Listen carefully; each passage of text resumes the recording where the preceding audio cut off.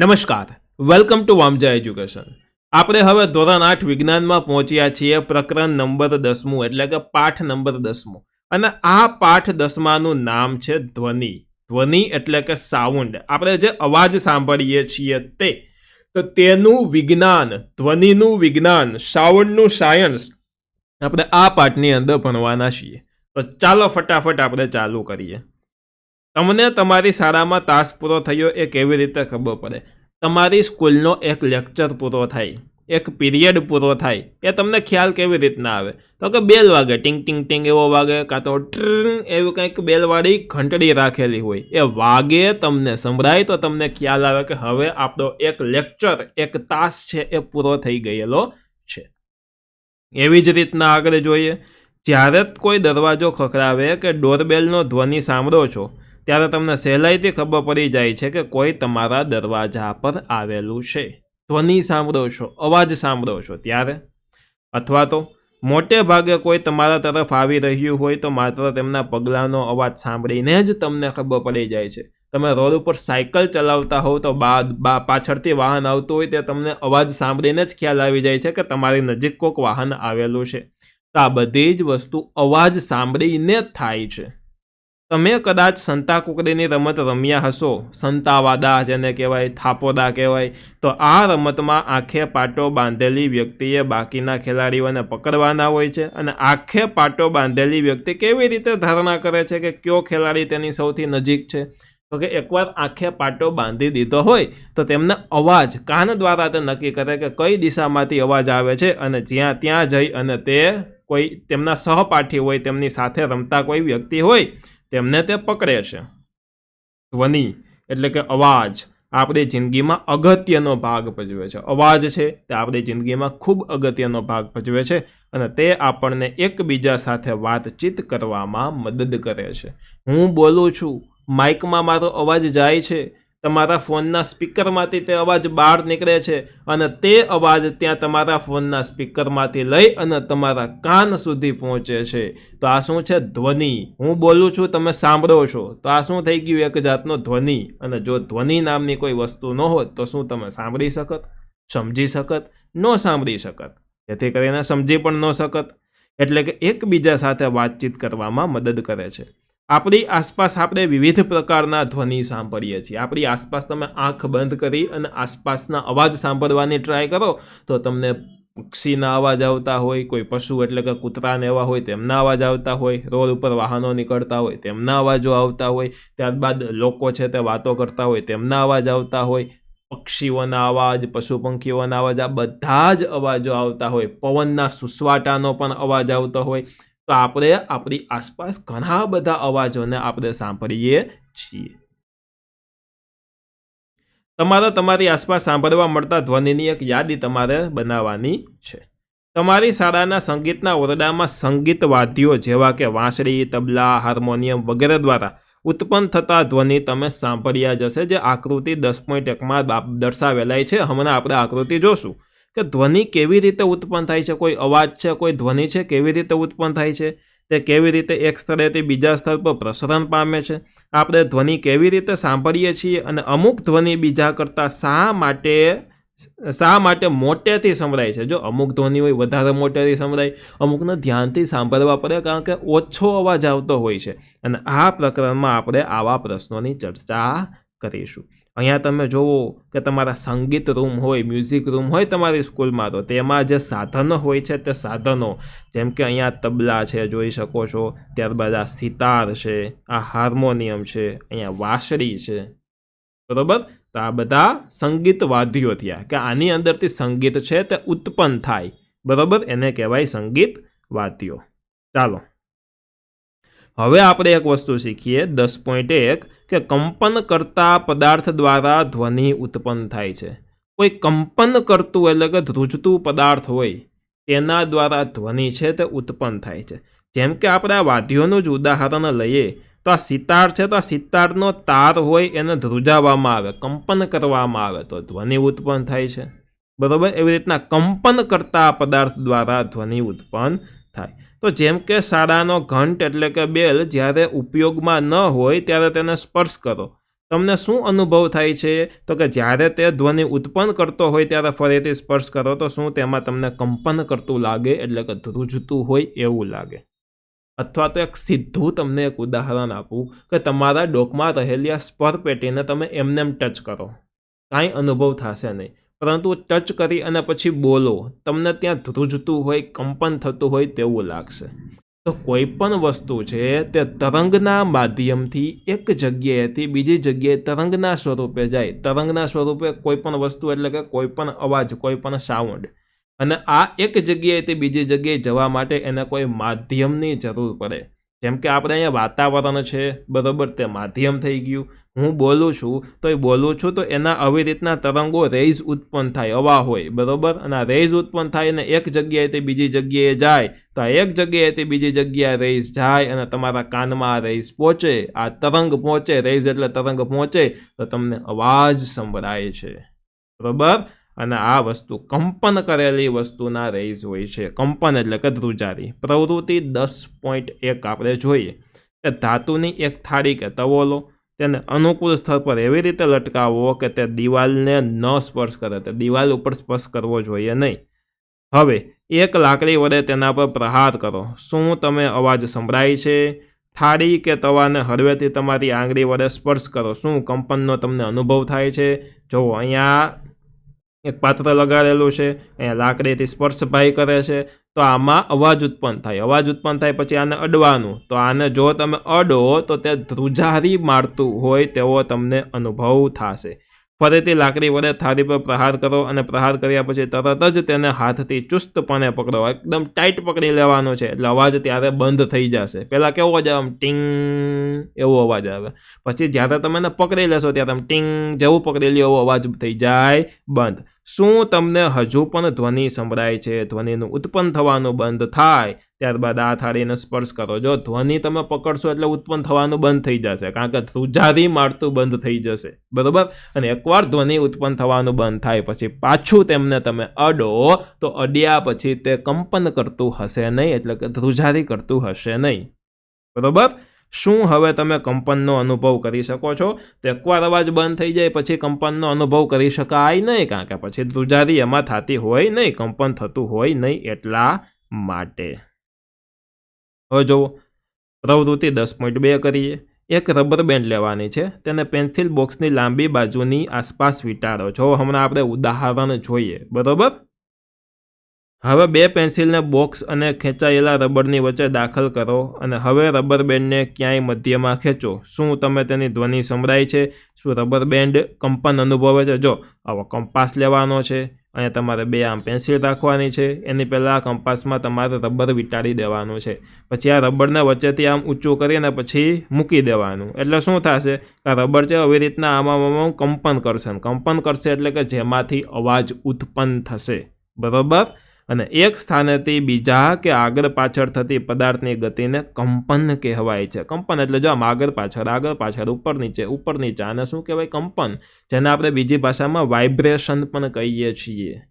જ્યારે ચુસ્ત રીતે ખેંચેલી પટ્ટીને ખેંચવામાં આવે ત્યારે તે ધ્રુજે છે અને ધ્વનિ ઉત્પન્ન કરે છે, અને જ્યારે તેની ધ્રુજારી બંધ થાય છે ત્યારે તે ધ્વનિ ઉત્પન્ન કરતી નથી. હવે તમે વિચારો કે આપણો ફોન જ્યારે સાયલેન્ટ હોય, બરાબર, વાઇબ્રેટ મોડમાં હોય, ત્યારે એ વાઇબ્રેટ થતું હોય તો આપણને અવાજ આવે, એવો અવાજ આવે. અને એ અવાજ ક્યાંથી આવ્યો? તો કે ફોન વાઇબ્રેટ થાય એટલે કે કંપન થાય તો એમાંથી થોડા ઘણા પ્રમાણમાં અવાજ છે તે ઉત્પન્ન થાય છે, એટલા માટે અવાજ આવે છે. પ્રવૃત્તિ 10.3 જોઈએ તો ધાતુની એક થાળી લેવાની છે, તેમાં પાણી રેડવાનું છે, તેની ધાર પર ચમચી વડે તમારે પ્રહાર કરવાનો છે. એક થાળી, એમાં પાણી, અને ચમચી વડે અહીંયા ધાર ઉપર તમે પ્રહાર કરો એટલે પાણીમાં આ ટાઈપના તરંગો ઉત્પન્ન થશે. શું ઉત્પન્ન થશે? તો કે તરંગો ઉત્પન્ન થશે, બરાબર. શું તમે ધ્વનિ સાંભળો છો? ફરી થાળી પર પ્રહાર કરો અને પછી સ્પર્શ કરો. શું તમને થાળી કંપન કરતી અનુભવાય છે? થાળી પર ફરી પ્રહાર કરો અને પાણીની સપાટી પર જુઓ, શું તમે ત્યાં કોઈ તરંગો દેખાય છે? હવે થાળીને પકડી રાખો અને પાણીની સપાટી પર શું ફેરફાર જોવા મળે છે? શું તમે ફેરફાર સમજાવી શકો છો? શું ત્યાં પદાર્થના કંપનોને ધ્વનિ સાથે જોડતો કોઈ સંકેત મળે છે? જો થાળીને પકડી અને તમે મારો તો એટલે તરંગો ન થાય, પરંતુ એમને પાણી હોય અને તમે સાઈડમાં મારો તો ધ્વનિ ઉત્પન્ન થાય અને સરસ મજાના તરંગો પાણીમાં ઉત્પન્ન થાય છે. અને એ તરંગો અહીંયા તમે જોઈ પણ શકો છો. આ ટાઈપના તરંગો થાય અને આ પ્રયોગ તો આપણે ઘરે સહેલાઈથી કરી શકીએ. તો કરવાનો આપણે જોયું કે કંપન કરતો પદાર્થ ધ્વનિ ઉત્પન્ન કરે છે. કોઈ કંપન કરતો પદાર્થ હોય શું ઉત્પન્ન કરે?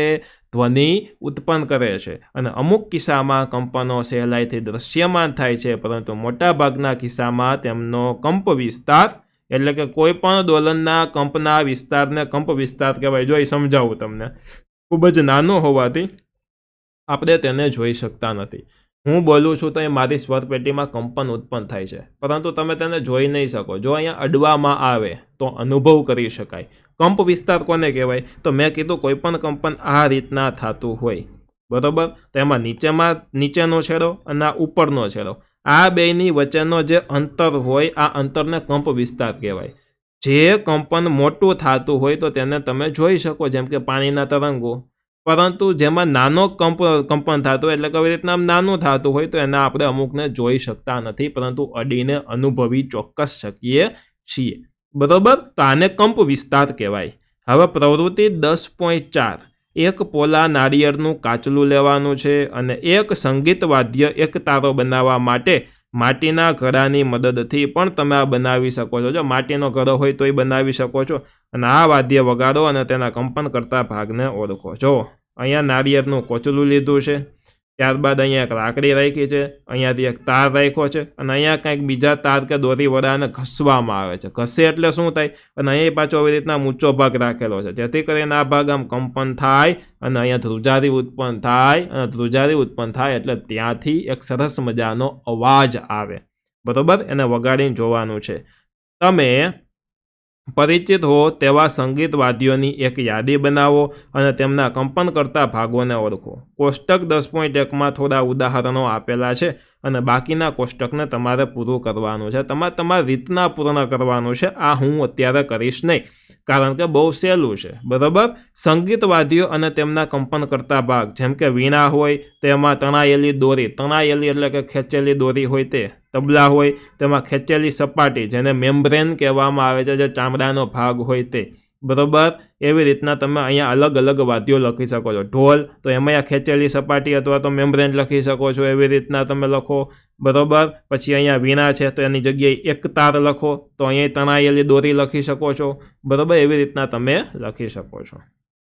તમારા ઘરમાંથી ઘણાએ કદાચ મંજીરા, માન એટલે કે સાંકડા મોઢાવાળો માટીનો ઘડો, માટીના ઘડા અને કરતાલ જોયા હશે. અને આ વાદ્યો સામાન્ય રીતે દેશના ઘણા ભાગોમાં ઉપયોગમાં લેવાય છે. આપણો ભારત દેશ છે ને, ઘણા ભાગોમાં આ સાધનો છે, આ વાદ્યો છે, ઉપયોગમાં લઈએ છીએ.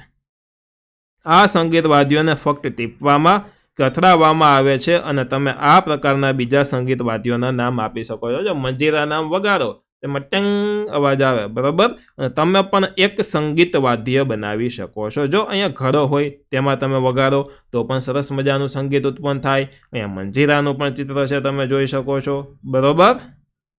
ચાલો આગળ. હવે આપણે કરવાની છે પ્રવૃત્તિ 10.5. જોઈએ તો કે 6 થી 8 વાટકા કે ટમ્બલર લો.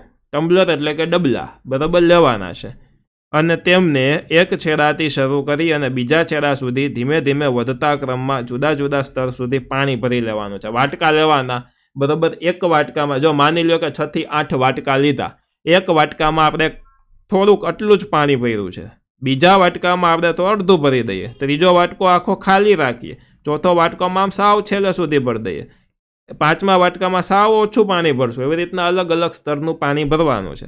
પછી બધામાં તમે ચમચી મારશો ને, ચમચીથી વગાડશો તો બધામાં અલગ અલગ અવાજ આવશે. જે વાટકો ખાલી એમાં વધારે તીણો અવાજ આવશે, જે વાટકો ભરેલો એમાં વધારે જાડો અવાજ આવશે, બરાબર.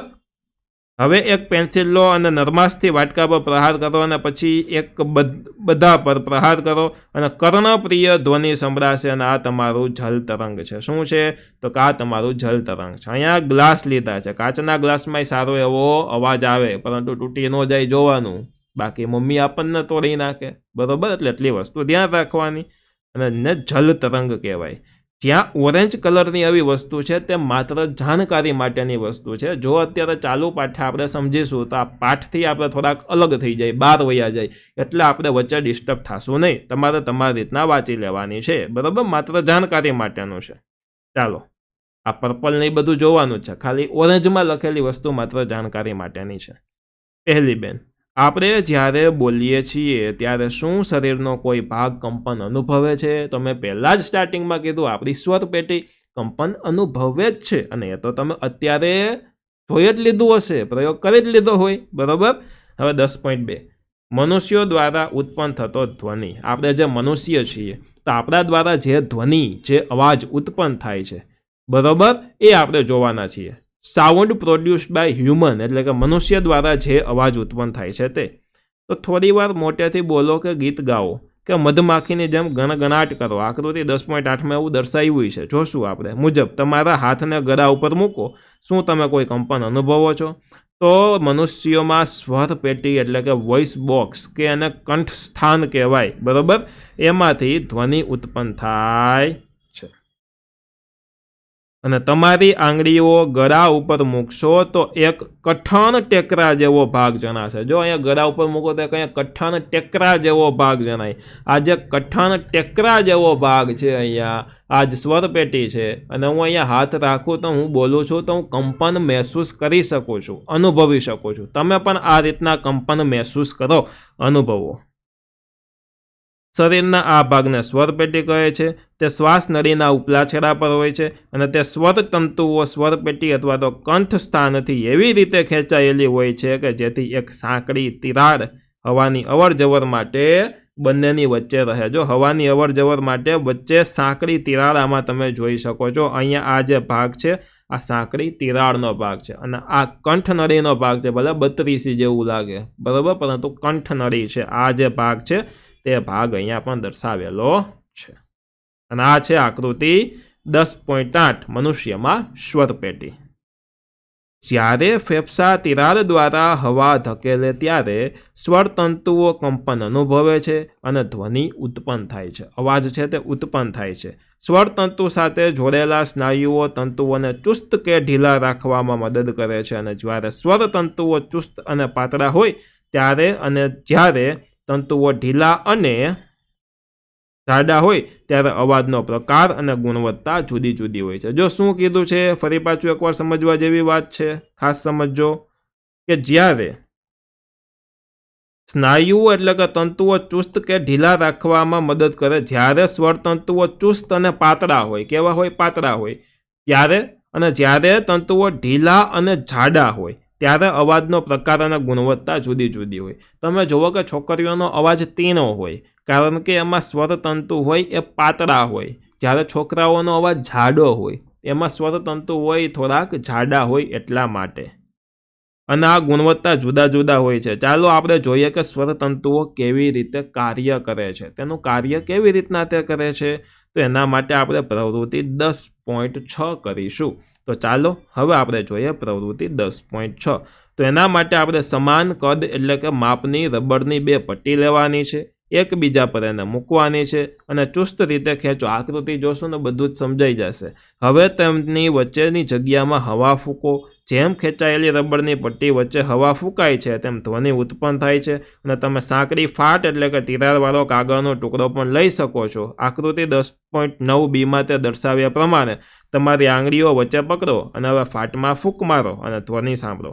આપણા સ્વરતંતુ સમાન રીતે ધ્વનિ ઉત્પન્ન કરે છે. જો આવી રીતની રબરની પટ્ટી લઈને તમે ફૂંક મારો ને તો અવાજ આવે. એવી રીતના 2 કાગળની પટ્ટી બનાવીને વચ્ચે રાખીને ફૂંક મારો ને એટલે તેમાંથી હવા પસાર થાય, કંપન થાય અને ધ્રુજારીને લીધે તેમાંથી એક સરસ મજાનો અવાજ ઉત્પન્ન થાય. જો આ રીતનું પણ વાદ્ય તમે બનાવી શકો છો, કાગળનું હોય, બરાબર. કાગળને વાળી લેવાનું આ રીતના, અહીંયાથી હોલ પાડી અને આ બાજુથી તમે ફૂંક મારો ને એટલે અવાજ આવે. જો આ ભાઈ ફૂંક મારે છે, સરસ મજાનો અવાજ આવે. ક્લાસરૂમમાં ન કરતા, નકર તમારા ટીચર ખીજાશે, બરાબર. એટલે આ રીતના તમે ટ્રાય કરી શકો છો. ડન છે? સમજાય છે બધાને? 10.3 કે ધ્વનિ છે તેના પ્રસરણ માટે માધ્યમની જરૂર પડે. માધ્યમ એટલે કે શું? તો કે કોઈ જાતનું મીડિયમ, જેને કહેવાય માધ્યમ. જેમ કે અહીંયા હું બોલું છું તો મારો અવાજ એક જગ્યાએથી બીજી જગ્યાએ જાય છે, તો એમાં એક માધ્યમની જરૂર પડે. અને એ માધ્યમ એટલે આપણું જે વાતાવરણ છે, હવા છે, આને માધ્યમ કહેવાય. પરંતુ તમે શૂન્ય અવકાશમાં વહી જાઓ કે ત્યાં કોઈ માધ્યમ નથી, ત્યાં ધ્વનિ એટલે કે અવાજ એક જગ્યાએથી બીજી જગ્યાએ જઈ શકતો નથી, બરાબર. એટલે કે ધ્વનિ અવાજને એક જગ્યાએથી બીજી જગ્યાએ જવા માટે માધ્યમની જરૂર પડે છે. જ્યારે તમે થોડે દૂર ઊભા રહેલા તમારા મિત્રોને બોલાવો છો ત્યારે તમારો અવાજ સાંભળી શકવા સક્ષમ છે, કારણ કે તેના સુધી ધ્વનિ કેવી રીતે પ્રસારિત થાય છે કે પહોંચે છે. તો એના માટે પ્રવૃત્તિ 10.7 કરવાની છે આપણે, કે ધાતુ કે કાચનું એક ટમ્બલર લેવાનું છે. ખાતરી કરો કે તે કોરું છે એટલે કે ડ્રાય છે. તેમાં સેલફોન મૂકો. સેલફોન એટલે કે મોબાઈલ મૂકવાનો છે. યાદ રાખો કે સેલફોનને પાણીમાં મૂકવાનું નથી, નકર ખરાબ થઈ જશે. તમારા મિત્રને બીજા સેલફોનથી આ સેલફોન પર રિંગ કરવાનું કહો અને રિંગ ધ્યાનપૂર્વક સાંભળો. હવે તમારા હાથ વડે ટમ્બલરની ધારને ઘેરી લો અને તમારા મોંને તમારા હાથોથી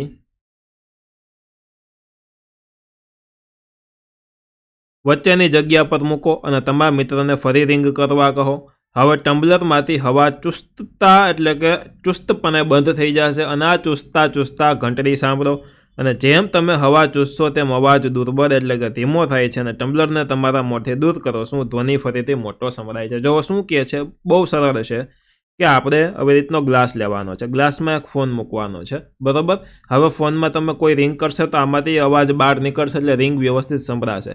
પરંતુ આમાં આપણે આવી રીતના હવા ચૂસવાની, મંદરની બાજુ આમ કરીને ચૂસવાની. આવી રીતના ચૂસશો અને કોઈ રિંગ મારશે તો અવાજ છે તે બહુ ધીમો આવશે, બરાબર. શું તમે સમજૂતી વિચારી શકો છો કે એવું શક્ય કેમ છે? તો કે ટમ્બલરમાં ઘટી રહેલી હવાની માત્રાને રિંગની ઘટી રહેલી પ્રબળતા સાથે કોઈ સંબંધ છે? જેમ ચૂસશો તો હવા એમાં ટમ્બલર એટલે કે જે ગ્લાસ છે એની અંદર હવાની માત્રા ઘટશે અને હવાની માત્રા ઘટશે એટલે કે માધ્યમ છે તે ઘટશે અને ઘટશે એટલે કે અવાજની તીવ્રતા એટલે કે પ્રબળતા તેમાં પણ ઘટાડો જોવા મળશે. ખરેખર જો તમે ટમ્બલરમાંથી બધી જ હવાને ચૂસી લેવા સક્ષમ હોવ તો તમને કોઈ અવાજ સંભળાશે નહીં. જો તમે બધી હવાને ચૂસી લ્યો તો તમને કોઈ અવાજ સંભળાય નહીં, કારણ કે ત્યાં શૂન્ય અવકાશ થઈ જાય. પરંતુ આપણે બધી જ હવા ચૂસી શકતા નથી. હકીકતમાં ધ્વનિને પ્રસરવા માટે માધ્યમની જરૂર પડે છે અને જ્યારે તમે પાત્રમાંથી બધી જ હવા દૂર કરો છો ત્યારે તે પાત્રમાં શૂન્ય અવકાશ છે. શૂન્ય અવકાશ એટલે કે વેક્યુમ છે, બરાબર. અને તેમ કહેવાય છે અને શૂન્ય અવકાશમાં ધ્વનિનું પ્રસરણ થતું નથી. ધ્વનિનું પ્રસરણ છે તે શક્ય નથી. માની લ્યો કે કોઈ એવા વ્યક્તિઓ છે કે જે અવકાશમાં જાય છે, જેમ કે સુનિતા વિલિયમ છે તે અવકાશમાં ગયા. ત્યાંને એક જગ્યાએથી બીજી જગ્યાએ તેમના કોઈ સહપાઠી હોય, તેમની બાજુમાં કોઈ એના મિત્રો હોય, તેની સાથે વાત તે બોલીને કરી શકતા નથી, ઈશારાપૂર્વક જ કરવી પડે છે, કારણ કે ત્યાં માધ્યમ નથી, ત્યાં શૂન્ય અવકાશ છે. અને શૂન્ય અવકાશ છે એટલે એક જગ્યાએથી બીજી જગ્યાએ અવાજ છે તે પ્રસરી શકતો નથી, કારણ કે માધ્યમ નથી. એટલા માટે શું ધ્વનિ પ્રવાહીઓમાં પ્રસરણ પામી શકે છે? ચાલો આપણે જોઈએ કે પ્રવાહીના માધ્યમથી ધ્વનિ પ્રસરે કે નહીં. તો કે એક ડોલ બાલદી કે એક બાથટબ લો, તેને સ્વચ્છ પાણીથી ભરો. એક હાથમાં નાની ઘંટડી લો. પાણીમાં ધ્વનિ ઉત્પન્ન કરવા માટે આ ઘંટડીને હલાવો અને ઘંટડી બાલદી કે ટબને સ્પર્શે નહીં તેનું ધ્યાન રાખો. જો આ ઘંટડી છે એ આ બાલટીને સ્પર્શે નહીં તેનું ધ્યાન રાખવાનું છે, બરાબર. અને ઘંટડીને હલાવવાની છે. પછી કાન રાખીને સાંભળવાનું છે. તમારા કાનને સાવધાનીપૂર્વક પાણીની સપાટી પર રાખો. જો સાવચેતી રાખજો કે પાણી તમારા કાનની અંદર પ્રવેશવું જોઈએ નહીં, ઉપર રાખવાનું છે, અંદર નથી નાખી દેવાનો કાન. શું તમે ઘંટડીનો ધ્વનિ સાંભળી શકો છો? શું તે દર્શાવે છે કે ધ્વનિ પ્રવાહીમાં પ્રસરણ પામી શકે છે? પહેલી બેન કહે છે કે ઓ એવી રીતે કે વેલ અને ડોલ્ફિન માછલીઓ પાણીની નીચે એકબીજાના સંપર્કમાં રહેતા હશે. એ કે પાણીની નીચે ડોલ્ફિન અને વેલ માછલી છે એકબીજા સાથે વાતું એટલે કરી શકતા હશે એમ કહે છે. ચાલો આપણે જોઈએ કે શું ધ્વનિ ઘન પદાર્થમાંથી પણ પ્રસરણ પામે. ઘન પદાર્થ એટલે કે માની લ્યો પેન્સિલમાંથી પ્રસરણ પામવું હોય તો પામે. તો એ જોઈએ આપણે. તેના માટે પ્રવૃત્તિ 10.9 કરવી જોશે. ચાલો ફટાફટ કરીએ. તો કે એમાં એક સ્કેલ જ લેવાની છે કે એક મીટર પટ્ટી એટલે કે સ્કેલ કે એક લાંબો ધાતુનો સળિયો, જો લોખંડની સ્કેલ લેવાની છે, ધાતુનો સળિયો કાંતો લેવાનો છે અને તેના એક છેડાને તમારા કાન પાસે પકડી રાખો. તમારા મિત્રને મીટર પટ્ટીના બીજા છેડાને ધીમેથી ઘસવાનું કહો. શું કહેવાનું? ઘસવાનું કે ટકોરો મારવાનું કહો. તો અહીંયાથી ધીમેથી ટકોરો મારશે તો સરસ રીતના કાનમાં તમને એક અવાજ સંભળાશે, બરોબર. અને અહીંયાથી અવાજ આ રીતના આવેલો હશે. અહીંયા ધીમેકથી ટકોરો મારેલો હશે તો આ બીજા કાનમાં અવાજ એટલો નહીં આવે, પરંતુ આમાં જોરથી અવાજ સંભળાશે. તમારે આવું કરવું હોય પ્રયોગ તો એક ટેબલમાં આવી રીતના આમ કાન આમ નીચે રાખીને આમ સૂઈ જવાનું, પછી આમ ધીમે ધીમે ટેબલમાં તબલા વગાડવાના. જોજો કેવો જોરથી અવાજ તમને સંભળાશે, બરોબર. તો આ ઘન પદાર્થમાં અવાજનું પ્રસરણ થયું ને ધ્વનિનું પ્રસરણ થયું. શું તમે ઘસવાનો ધ્વનિ સાંભળી શકો છો? તમારી આસપાસ ઉભેલા મિત્રોને પૂછો કે શું તેઓ પણ આ ધ્વનિ સાંભળી શકતા હતા, બરોબર. પૂછો. તમે ક્લાસરૂમમાં આવી રીતના સૂઈને તબલા વગાડતા હશો, આજુબાજુવાળા બહુ કોઈને સંભળાશે નહીં, પરંતુ તમે સરસથી સાંભળી શકતા હશો. ચાલો આગળ. તમે પોતાના કાનને લાકડા કે ધાતુના કોઈ લાંબા ટેબલના એક છેડા પર રાખીને તમારા પોતાના મિત્રને બીજા છેડા પર ધીમેથી ઘસવાનું કહી અને ઉપરની પ્રવૃત્તિ કરી શકો છો. જો આ રીતના માથું રાખી અને અહીંયાથી તબલા વગાડો તો અવાજ આવશે. અને સ્કૂલે બેન્ચમાં કરવાનું ટ્રાય, બરોબર. આપણે જોયું કે ધ્વનિ લાકડામાં કે ધાતુમાંથી પ્રસરણ પામી શકે છે, એટલે કે કોઈ ઘન પદાર્થમાંથી પણ એક જગ્યાએથી બીજી જગ્યાએ ધ્વનિ જઈ શકે છે. પાણીમાંથી જઈ શકે, હવામાંથી જઈ શકે, કોઈ ઘન પદાર્થ છે તેમાંથી જઈ શકે. ટૂંકમાં કહેવાનો અર્થ એટલો કે કોઈ પણ માધ્યમ હોય, ઘન, પ્રવાહી કે વાયુ, કોઈ પણ માધ્યમ હોય, ધ્વનિ એક જગ્યાએથી બીજી જગ્યાએ જઈ શકે, પરંતુ સરળ એટલે કે કોઈ માધ્યમ હોવું જોઈએ, બરોબર. અહીંયા આપણે માધ્યમ હવાનું હોય છે ઓરડામાં, બરોબર, રૂમમાં. વાસ્તવમાં ધ્વનિ કોઈ પણ ઘન પદાર્થમાંથી પ્રસરણ પામી શકે છે. તમે એક રસપ્રદ પ્રવૃત્તિ દ્વારા એ દર્શાવી શકો કે ધ્વનિ દોરીમાંથી પણ પસાર થઈ શકે છે. દોરીમાંથી અવાજ પસાર થઈ શકે અને એના માટેનો પ્રયોગ કરવા જેવો છે. તમે ક્યારેય રમકડાના ટેલિફોન બનાવ્યા છે? શું તમે કહી શકો કે ધ્વનિ દોરીમાંથી પસાર થઈ શકે? જો એમાં સિમ્પલ છે. આ બાજુ એક ગ્લાસ રાખો, તેમાં હોલ પાડી અને દોરી બાંધો. આ બાજુ ગ્લાસ રાખો, હોલ પાડીને દોરી બાંધો. હવે અહીંયા આ ગ્લાસ એકના કાને રાખવાનો છે તમારા મિત્રના. આ બાજુથી તમારે ધીમેકથી બોલવાનું છે, બહુ જોરથી નહીં, સાવ ધીમેકથી બોલશો, કારણ કે જોરથી બોલશો તો આ કાનમાં સંભળાશે. ધીમેકથી બોલશો તો અહીંયાથી દોરીમાંથી અવાજ જઈ અને ભાઈને આ કાન સુધી સંભળાઈ જશે, બરોબર.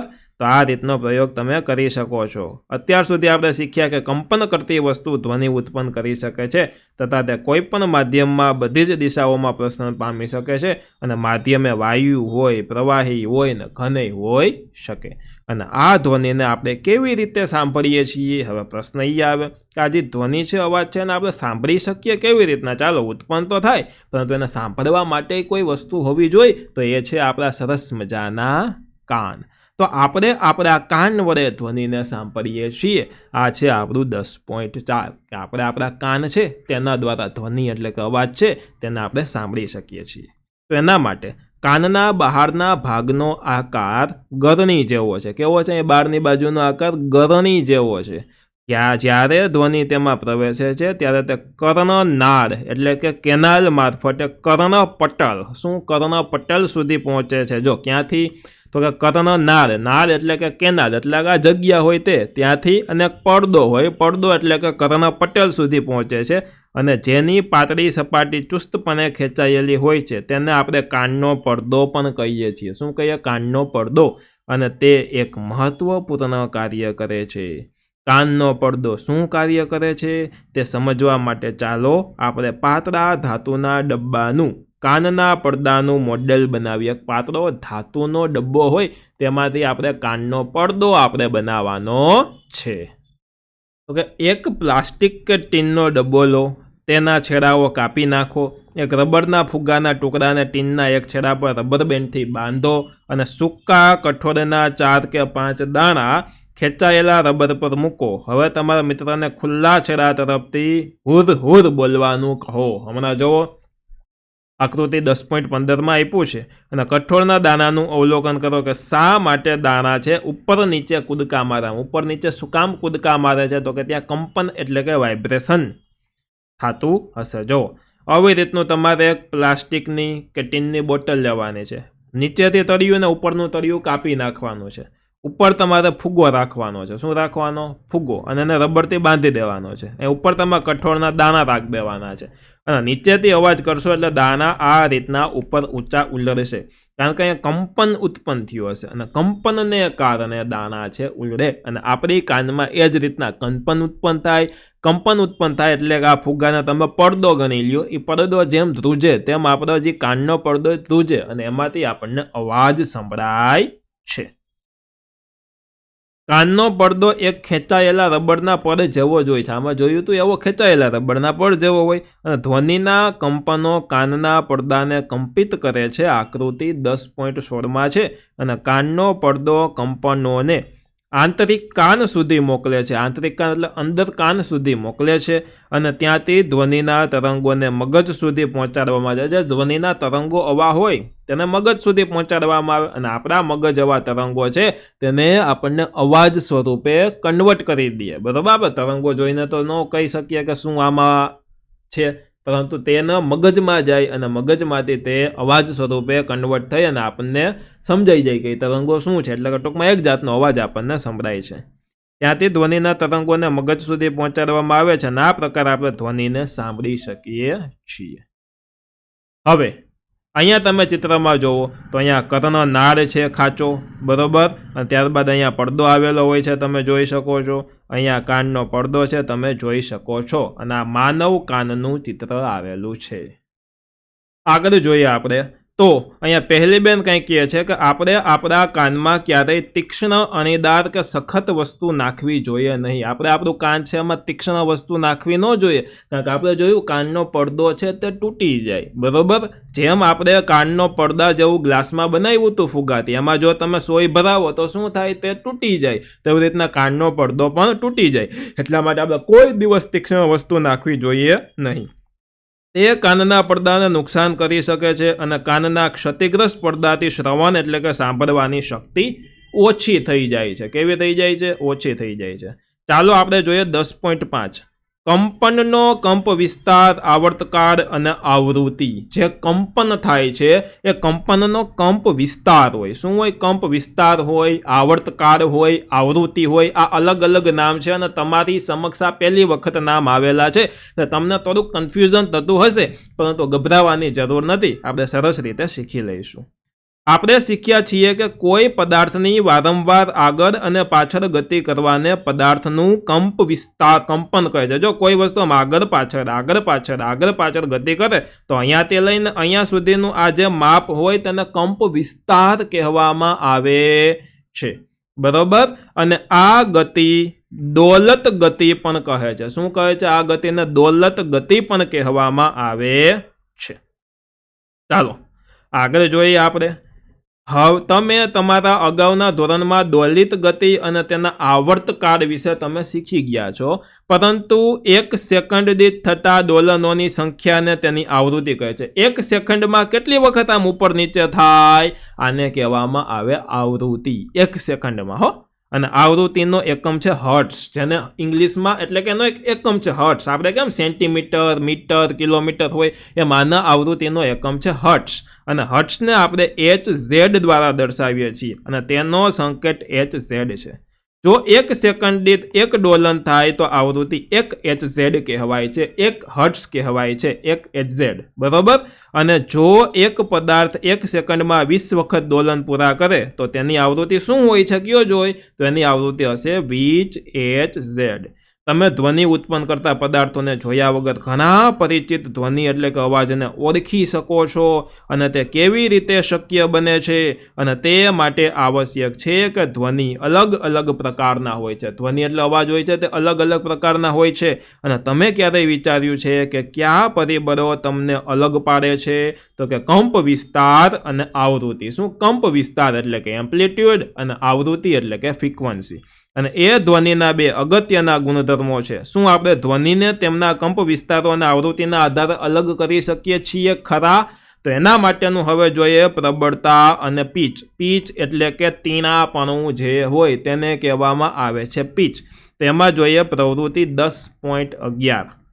એક ધાતુનો ગ્લાસ પ્યાલો અને એક ટેબલ સ્પૂન ચમચો લેવાનો છે. એક પ્યાલો અને એક ચમચો લેવાનો છે.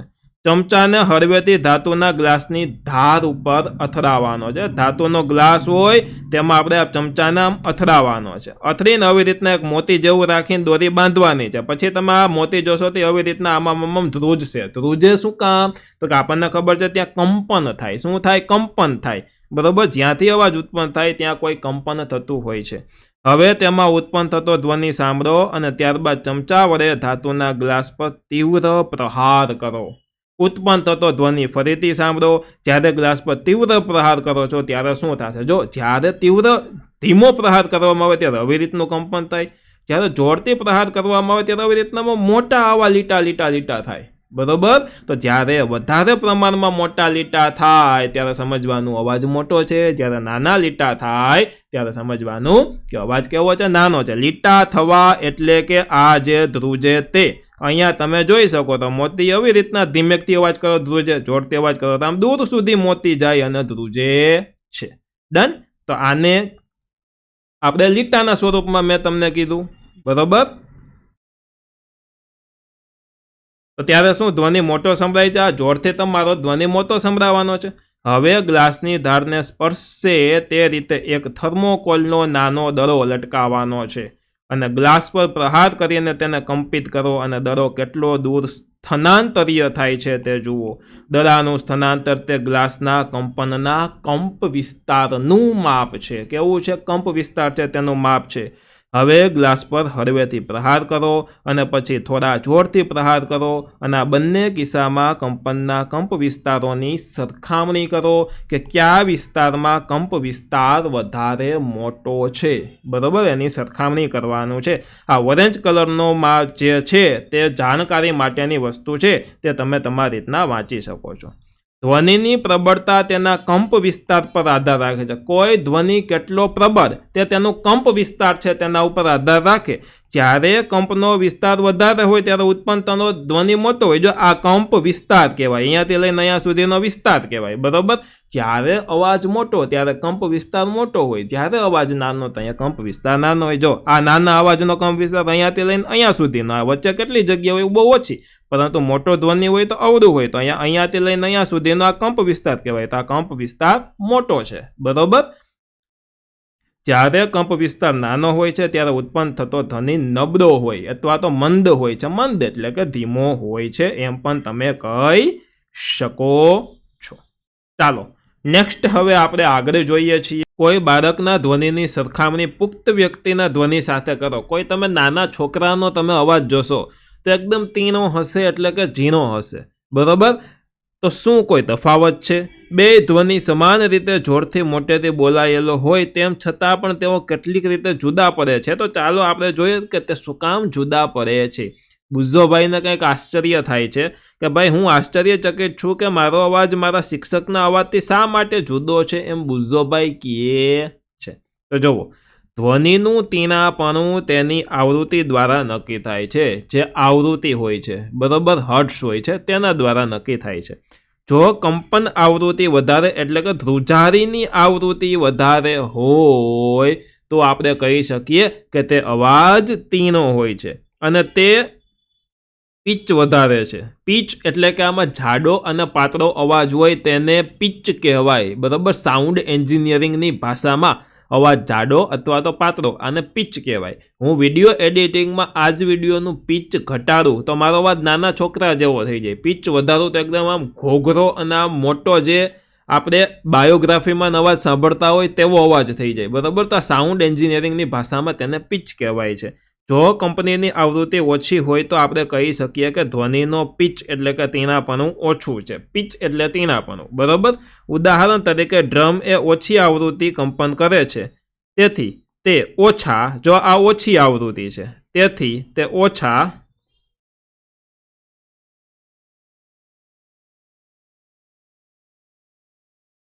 પીચવાળો ધ્વનિ ઉત્પન્ન કરે છે, જ્યારે બીજી બાજુ સિસોટીની આવૃત્તિ વધારે હોય છે, તેથી તે વધારે પીચવાળો ધ્વનિ ઉત્પન્ન કરે છે. જો આવૃત્તિ સમજવું ખાસ જરૂરી છે, બરોબર. આવૃત્તિ કોને કહેવાય?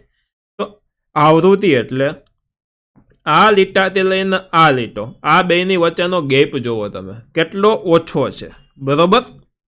તો એની આવૃત્તિ વધારે છે. આમાં તમે ગેપ જોવો આમ કેટલો ઓછો છે. ટૂંકમાં અહીંયાથી અહીંયા સુધી અંતર કાપવા માટે કેટલી વાર ઉપર નીચે થાય? તો આ 1 વાર, 2 વાર, 3 વાર, આવી રીતના ઉપર નીચે થયું. પરંતુ આ આકૃતિમાં એટલી જ જગ્યા અહીંયાથી અહીંયા સુધી અંતર કાપવા માટે કેટલી વાર ઉપર નીચે ઉપર નીચે ઉપર નીચે ઉપર નીચે થાય છે, જોયું તમે? તો આને કહેવાય આવૃત્તિમાં ફેરફાર, બરોબર. તેથી તે વધારે પીચવાળો ધ્વનિ ઉત્પન્ન કરે. સિટીનો અવાજ કેવો આમ તીણો હોય એટલે એ વધારે પીચવાળો અવાજ હોય, બરોબર. એટલે એ વધારે આમ થતું હોય. જ્યારે ડ્રમનો અવાજ જાડો હોય તેમાં આમ નિરાતે આવી રીતના આમ થતું હોય, બરોબર. વચ્ચે જાડી જગ્યા હોય છે. આકૃતિ 10.18માં જોયું, પક્ષી ઉચ્ચ પીચવાળો ધ્વનિ ઉત્પન્ન કરે છે જ્યારે સિંહની ગર્જનાની પીચ ઓછી હોય છે. કેવી હોય? ઓછી. એટલે સિંહનો અવાજ જાડો હોય. જે વધારે પીચવાળો અવાજ ઉત્પન્ન કરે તેનો અવાજ તીણો હોય. જે ઓછી પીચવાળો અવાજ ઉત્પન્ન કરે તેનો અવાજ કેવો હોય? જાડો હોય છે. જોકે સિંહની ગર્જના ઘણી વધારે પ્રબળ હોય છે અને જ્યારે પક્ષીઓનો ધ્વનિ દુર્બળ હોય છે. જો પીચ ઓછો હોય એનો મિનિંગ અવાજ જાડો હોય, પરંતુ એવું નથી અવાજ ધીમો હોય, અવાજ મોટો હોય, બરોબર. અને આમાં તમે જોયું કે સિંહની ગર્જના ઘણી વધારે પ્રબળ હોય છે, ખૂબ પ્રબળ હોય. એનો પીચ કેવો છે? ઓછો છે, બરોબર. જ્યારે પક્ષીનો ધ્વનિ દુર્બળ હોય, થોડાક અંતર સુધી સંભળાય. એવું કહેવામાં આવે કે સિંહની ગર્જના કેટલા કિલોમીટર દૂર સુધી સંભળાય છે, બરોબર, શાંત વાતાવરણમાં. જ્યારે પક્ષીમાં એવું ન હોય. તમે દરરોજ બાળકો અને પુખ્ત વ્યક્તિઓના અવાજ સાંભળો છો. શું તમને તેમના અવાજમાં કોઈ તફાવત જોવા મળે છે? શું તમે કહી શકો કે બાળકના ધ્વનિની આવૃત્તિ પુખ્ત વયના ધ્વનિની આવૃત્તિ કરતાં વધારે હોય છે અને સામાન્ય રીતે સ્ત્રીના અવાજની આવૃત્તિ પુરુષના અવાજની આવૃત્તિ કરતાં વધારે હોય છે? સ્ત્રીનો અવાજ અને પુરુષનો અવાજ ખ્યાલ આવી જાય, કારણ કે સ્ત્રીના અવાજની આવૃત્તિ વધારે હોય જ્યારે પુરુષના અવાજની આવૃત્તિ સ્ત્રી કરતાં ઓછી હોય છે. હવે 10.6 જોવો જોઈએ, શ્રાવ્ય અને અશ્રાવ્ય ધ્વનિ, બરોબર. શ્રાવ્ય અશ્રાવ્ય એટલે શું? તો કે સંભળાય અને ન સંભળાય તેવી ધ્વનિ, બરોબર. તો જોઈએ, આપણે જાણીએ છીએ કે ધ્વનિની ઉત્પત્તિ માટે આપણને કંપન કરતા પદાર્થની જરૂર પડે. જે પદાર્થ ધ્રુજે એવા પદાર્થની જરૂર પડે. શું આપણે બધા જ કંપન કરતા પદાર્થોના ધ્વનિ સાંભળી શકીએ છીએ ખરા? તો કે હકીકત એ છે કે 20 કંપન પ્રતિ સેકન્ડ, જો 1 સેકન્ડમાં 20 વખત આમ ઉપર નીચે થાય, બરોબર, એટલું કંપન કરતું પદાર્થ હોય, બરોબર, 20 કંપન પ્રતિ સેકન્ડ કરતાં ઓછી આવૃત્તિવાળા ધ્વનિ મનુષ્યના કાન પારખી શકતા નથી. આપણા કાન છે એ 20 કંપનથી ઓછા કંપનવાળી ધ્વનિને સાંભળી શકતા નથી. ધ્વનિ હોય છે, અવાજ હોય છે, પરંતુ આપણા કાન સાંભળી શકતા નથી. મિનિમમ 20 હર્ટ્ઝ, બરોબર, કંપન તો થવા જ જોઈએ, તો જ આપણો કાન છે તેને સાંભળી શકે છે. આવા ધ્વનિને અશ્રાવ્ય કહેવાય. ધ્વનિ તો છે પરંતુ આપણે નથી સાંભળી શકતા, તો આને અશ્રાવ્ય કહેવાય. બીજી બાજુ 20,000 કંપન સેકન્ડ એટલે કે 20 કે એટલે કે 1000 હર્ટ્ઝ કરતાં વધારે આવૃત્તિવાળા ધ્વનિ પણ મનુષ્યના કાન માટે અશ્રાવ્ય છે. જો 20થી ઓછા આપણે સાંભળી શકતા નથી કે 20,000થી વધારે મોટા કંપનવાળા જે ધ્વનિ હોય તેને પણ આપણે સાંભળી શકતા નથી. તો 20થી લઈ અને 20,000 સુધીની વચ્ચેના જે ધ્વનિ હોય તેને આપણે સાંભળી શકીએ છીએ. 1 સેકન્ડમાં એટલું કંપન કરતા ધ્વનિ હોય તો, બરોબર. અને વધારે આવૃત્તિવાળા ધ્વનિ પણ મનુષ્યના કાન માટે અશ્રાવ્ય છે. મનુષ્યના કાન માટે શ્રાવ્ય આવૃત્તિની પહોંચ મર્યાદા એટલે કે રેન્જ આશરે 20 હર્ટ્ઝથી લઈ અને 20,000 હર્ટ્ઝની છે. પ્રશ્ન પૂછે કે મનુષ્યના કાન માટે શ્રાવ્ય આવૃત્તિની પહોંચ મર્યાદા કેટલી છે? તો કે 20 હર્ટ્ઝથી લઈ અને 20,000 હર્ટ્ઝ. 20,000 ને ક્યારેક 20K હર્ટ્ઝે લખેલું હોય તો કે લખેલું હોય એટલે આને 20,000 વચાય. 2K નહીં લખવાનું તો આને 2,000 કહેવાય, પરંતુ 20K હોય તો આને 20,000 કહેવાય. અથવા તો 20ની પાછળ 3 મીંડા હોય અથવા તો 20ની પાછળ K હોય તો આ બંનેને 20,000 તમારે ગણવાના છે. આ જાણકારી માટેની વસ્તુ છે. તમે તમારી રીતના જોઈ શકો છો કે અમુક પ્રાણીઓ છે 20,000 હર્ટ્ઝથી વધારે આવૃત્તિવાળા ધ્વનિ સાંભળી શકે છે, બરોબર. જેમ કે કૂતરાઓ, આપણે કહેતા હોય કે પ્રાણીઓ છે એને કોઈ આભાસ વહેલો થઈ જાય છે, બરોબર, એવું બધું કહેતા હોય તો આ ધ્વનિ તે લોકો સાંભળી શકે છે, બરોબર, એટલા માટે. હવે જોવો, 10.7 છે ઘોંઘાટ અને સંગીત. ઘોંઘાટ એટલે કે નોઇઝ, અવાજ, અને સંગીત એટલે કે મ્યુઝિક. આપણી આસપાસ આપણે વિવિધ પ્રકારની ધ્વનિ સાંભળીએ છીએ. શું આ ધ્વનિ હંમેશા આનંદદાયક હોય છે ખરી? જો અમુક અવાજ સાંભળવો આપણને ગમે, અમુક અવાજ સાંભળવો આપણને ન ગમે, બરાબર? તો બધી જ આનંદદાયક એટલે કે આનંદ આવે આપણને ગમે એવી ધ્વનિ હોતી નથી. શું આ ધ્વનિ હંમેશા આનંદદાયક હોય છે? શું ક્યારેક ધ્વનિ તમારા માટે અગવડનું કારણ બને છે? તો કે હા બને, બહુ અવાજ એવો આવે તો. અને અમુક ધ્વનિ કાન માટે રુચિકર લાગે છે, જ્યારે અમુક લાગતી નથી. રુચિકર એટલે આપણને ગમે એવી લાગે, અમુક નથી લાગતું. કોક બે સુરું ગાતું હોય તો આપણને એમ થાય કે આ બંધ થાય તો ભાઈ સારું, હવે લાગે ને, એવું થાય ને. તો બસ, કારણ કે બે સુરું ગાતા હોય. ધારો કે તમારી પડોશમાં બાંધકામ ચાલી રહ્યું છે, તમારી પડોશમાં કોઈ બાંધકામ ચાલે છે, તો શું બાંધકામના સ્થળ પરથી આવતો ધ્વનિ રુચિકર લાગે ખરો તમને? બરોબર, ન લાગે. ટકાટકી ચાલુ ને ચાલુ આખો દિવસ હોય એટલે, બરોબર. શું તમે બસ કે ટ્રકના હોર્ન દ્વારા ઉત્પન્ન થતો ધ્વનિનો આનંદ માનો છો? નહીં. તો આવા અરુચિકર ધ્વનિનો ઘોંઘાટ એટલે કે નોઇઝ કહેવાય. અરુચિકર એટલે આપણને જે ધ્વનિ ગમતો નથી. રુચિ એટલે ગમવું, અરુચિ એટલે ન ગમવું. જે આપણને ધ્વનિ, જે અવાજ આપણને ગમતો નથી તેને આપણે ઘોંઘાટ કહી દઈએ. વર્ગખંડમાં જો બધા જ વિદ્યાર્થીઓ એકસાથે બોલે તો ઉત્પન્ન થતો ધ્વનિને શું કહેવાય? ઘોંઘાટ કહેવાય, બરોબર. બીજી બાજુ તમે સંગીત વાદ્યો દ્વારા ઉત્પન્ન થતા ધ્વનિનો આનંદ માનો છો, તો સંગીતનો ધ્વનિ એ કાનને આનંદ આપે છે આપણને. આપણા હાર્મોનિયમ વડે ઉત્પન્ન થતો ધ્વનિ સંગીત ધ્વનિ છે. સિતારનો તાર છે તે પણ સંગીત ધ્વનિ આપે છે. પરંતુ જો સંગીત ધ્વનિ પણ બહુ મોટો બને તો તે કર્ણપ્રિય રહેશે નહીં રહે. બહુ મોટો એક લિમિટ કરતાં વધી જાય તો એ પણ આપણને નહીં ગમે. તો આપણને એક જાતનો ઘોંઘાટ થઈ ગયો, બરોબર. હવે જુઓ, આપણે જેમ હવા પ્રદૂષણ એટલે કે વાયુ પ્રદૂષણ જોયું છે, જલ પ્રદૂષણ જોયું છે, આવી જ રીતના એક છે ધ્વનિ પ્રદૂષણ એટલે કે નોઇઝ પોલ્યુશન. અને આની પણ ઘણી બધી ખરાબ અસરો લોકો પર પડે છે. તો હવે આપણે જોઈ લઈએ 10.8 ધ્વનિ પ્રદૂષણ. તમે હવાના પ્રદૂષણ વિશે જાણો જ છો. હવામાં અનિચ્છનીય વાયુઓના કણોની હાજરી હોવાનું પ્રદૂષણ કહેવાય છે. અનિચ્છનીય એટલે કે આપણે ઈચ્છતા ન હોય એવા કણો હવામાં હોય તો એને પ્રદૂષણ કહીએ છીએ. તે જ રીતે પર્યાવરણમાં અતિશય અને અનિચ્છનીય ધ્વનિની હાજરી, આપણે ઈચ્છતા ન હોય તેવી ધ્વનિ, એની હાજરી એ ધ્વનિનું પ્રદૂષણ કહેવાય છે. અને તમે ધ્વનિ પ્રદૂષણના થોડા સ્ત્રોતોની યાદી બનાવી શકો, બરોબર. અને મોટા ભાગે ધ્વનિ પ્રદૂષણના મુખ્ય કારણો છે વાહનોના અવાજ. વાહનોના અવાજ એ જ મોટા ભાગે ધ્વનિ પ્રદૂષણનું કાર્ય છે. વિસ્ફોટ, જેમાં ફટાકડાનું ફૂટવું પણ સામેલ છે, મશીનો, લાઉડસ્પીકર્સ વગેરે. અને ઘરમાં કયા સ્ત્રોત ઘોંઘાટ ઉત્પન્ન કરી શકે છે?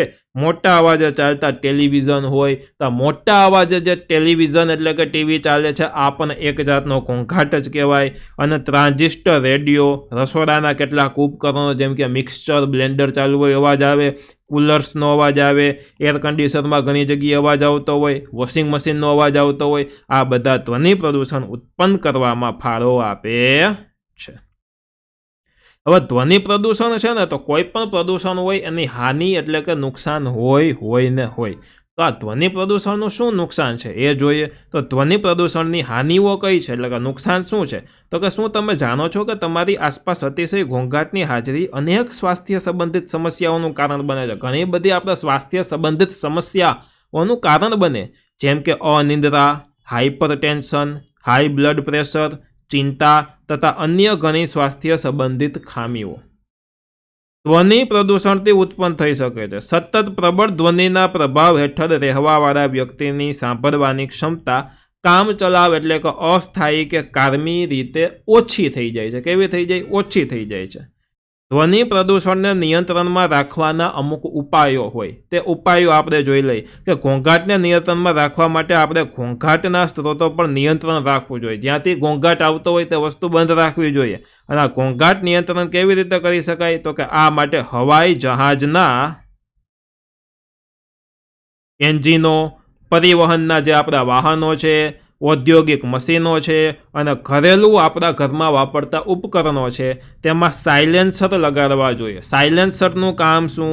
તો કે અવાજને ઓછો કરે. આપણા વાહનમાં સાયલેન્સર ન હોય ને તો ફટફટ ફટફટ ફટફટ એવો અવાજ આવે બહુ મોટો. અમુકના સાયલેન્સર તૂટી ગયા હોય, જોજો, બરોબર. સાયલેન્સર એટલે કે અવાજ ઓછો કરવાનું સાધન, તેને સાયલેન્સર કહેવાય. પરંતુ આપણે સાયલેન્સરમાંથી ધુવાડા નીકળતો હોય એટલે આપણે ધુવાડા નીકળે એવું સાધન એમ માનીએ, પરંતુ સાયલેન્સર હોય તે અવાજ ઓછો કરે, બરોબર, તેવું સાધન. રહેણાંક વિસ્તારમાં ધ્વનિ પ્રદૂષણ કેવી રીતે નિયંત્રિત કરી શકાય છે? તો કે ઘોંઘાટ ઉત્પન્ન કરવાવાળી કામગીરીનું રહેણાંક વિસ્તારમાંથી દૂર સંચાલન કરવું જોઈએ. ઘોંઘાટ ઉત્પન્ન કરતા ઉદ્યોગોને રહેણાંક વિસ્તારથી દૂર સ્થાપવા જોઈએ. કેવા શું કરવું જોઈએ? દૂર રાખવા જોઈએ. ઓટોમોબાઈલ વાહનોના હોર્નનો ઉપયોગ બને તેટલો ઓછો કરવો જોઈએ. આપણે એવું હોય નિયમ, રૂલ્સ હોય, બરાબર, કે હોસ્પિટલની બાજુમાં અને સ્કૂલની બાજુમાં બહુ કોઈએ હોર્ન મારવાના નહીં, એવો રૂલ્સ હોય, પરંતુ આપણે ઘણા પાડતા નથી. ટેલિવિઝન અને મ્યુઝિક સિસ્ટમ ધીમા અવાજે ચલાવવા જોઈએ. ધ્વનિ પ્રદૂષણની હાનિકારક અસરો ઓછી કરવા માટે રસ્તાઓ અને ઇમારતોની આસપાસ વૃક્ષો વાવવા જોઈએ. જો વૃક્ષો છે એ પણ ઘોંઘાટને રોકે છે અને જેથી ઘોંઘાટ રહેણાંક સુધી ન પહોંચી શકે. ત્યારબાદ અહીંયા જાણકારી માટેની એક વસ્તુ આપેલી છે, જેમાં શ્રવણ ક્ષતિ એટલે કે જેને સાંભળવાની શક્તિ ન હોય, જે લોકો સાંભળી ન શકતા હોય, બરોબર, જેને આપણે બેરાસપણું કહેતા હોઈએ, બરોબર, તો તેના માટેની અમુક વસ્તુ આમાં વધારાની જાણકારી માટે આપેલી છે, તમે વાંચી શકો છો. આની સાથે સાથે સરસ મજાનો આપણો આખો આ પાઠ પૂરો થઈ ગયો છે. હવે તમે આમના પ્રશ્ન જવાબ વાંચશો તો ચોક્કસથી તમને યાદ રહી જશે. આશા રાખું છું કે તમે આ પાઠ આખો વ્યવસ્થિત શીખી લીધો છે, સમજી લીધો છે. ધન્યવાદ.